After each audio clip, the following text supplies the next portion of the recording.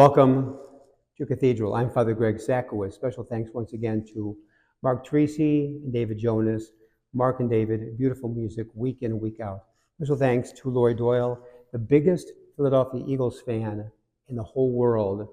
Eagles are doing great. Bears are doing poorly. We're already celebrating the fourth Sunday of Advent. Hard to believe that this Wednesday is Christmas morn, how the season of Advent has flown by. I'll begin this way. A police officer is sitting at a local speed trap. A teenager goes flying by. The police officer stops the young man, pulls him over and says, "Young man, I've been waiting here all day for you."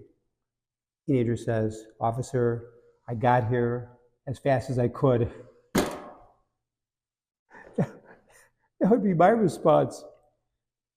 Maybe this is how many of us feel today. I got here as fast as I could.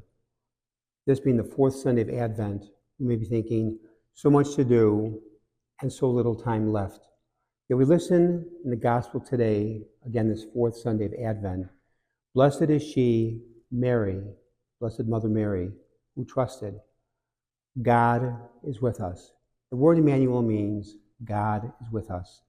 Advent means waiting and preparation. Waiting and preparation for what? Christmas is more than the birth of baby Jesus. Christmas is the inbreaking of God already into our lives, already into our world, beside our lives. God is with us, and we celebrate Jesus, God's greatest gift to us. Think about this. Are you aware that the words silent and listen have the very same letters? Get out a piece of paper, write down the word silent, write down the word listen.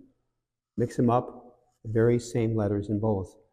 I don't think that's a coincidence. And what's a coincidence? A coincidence is God's way of remaining anonymous.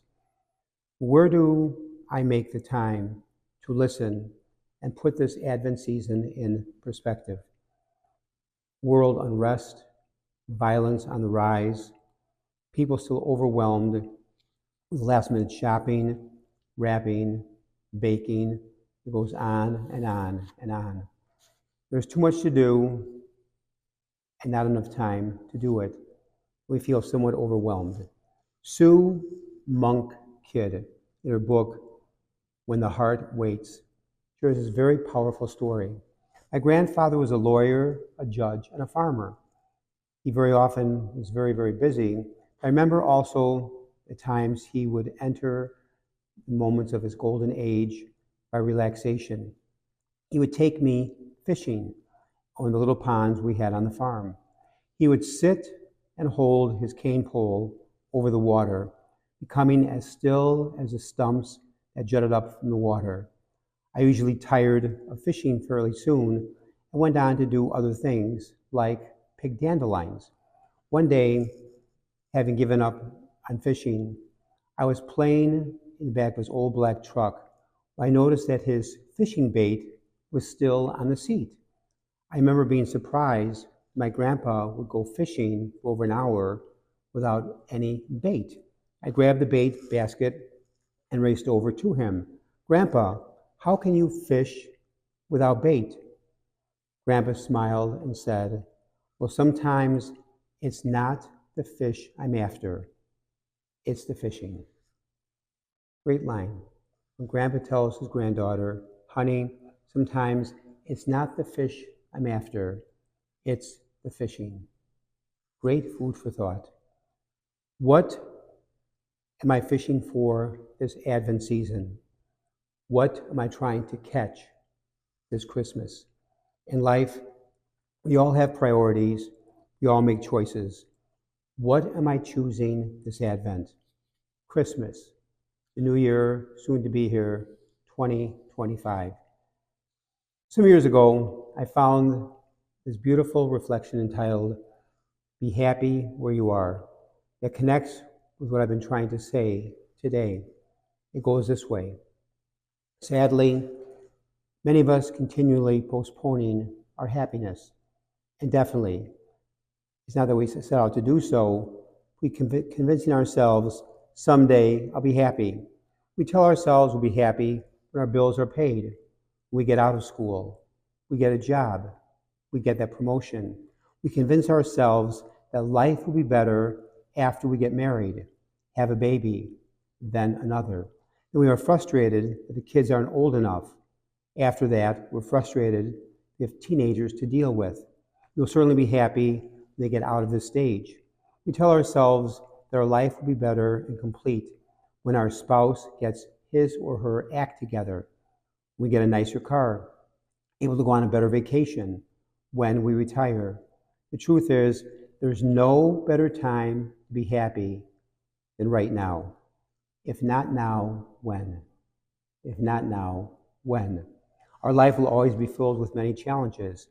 It's best just to admit this to ourselves and decide to be happy anyway.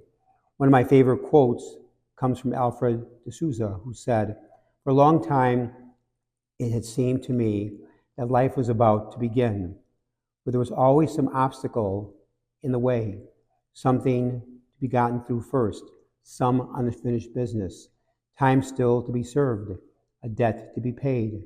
Then life would certainly begin." At last it dawned on me that these obstacles were my life, that these obstacles were my life. This perspective has helped me to see there's no way to happiness. Happiness is the way. So treasure every moment that you have, and treasure it more if you're lucky enough to share with someone very special. And remember that time waits for no one. So stop waiting until you finish school, until you go back to school, until you lose 10 pounds, until you gain 10 pounds, until you have children, until your kids leave the house, until you start work, until you retire, until you get married, until Friday night, until you get that new car or home, until your new car or home is paid off, until spring, summer, fall, or winter. Decide there is no better time than right now to be happy. Happiness is a journey, not a destination. Beautiful words. I remember when I was 9 years old and my parakeet named Samson died. I was devastated. I remember crying as I buried my little parakeet in the backyard. And sitting at the kitchen table later that day, I said to my mom, "Mom, I wish I had never loved my parakeet at all. It now hurts too much." My mother said, "Loving is always better than not loving. Loving is always better than not loving." I always remembered what my mom had said to me. Did this Advent season make me better or bitter?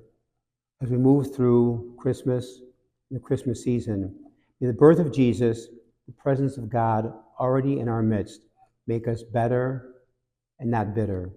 And by the way, when you go to bed tonight, turn your worries over to God. God will be up all night anyway. May God bless you. May the Eagles keep winning. The Bears, they're hopeless. Early Christmas blessings as we still continue our Advent season. Amen. The time is near.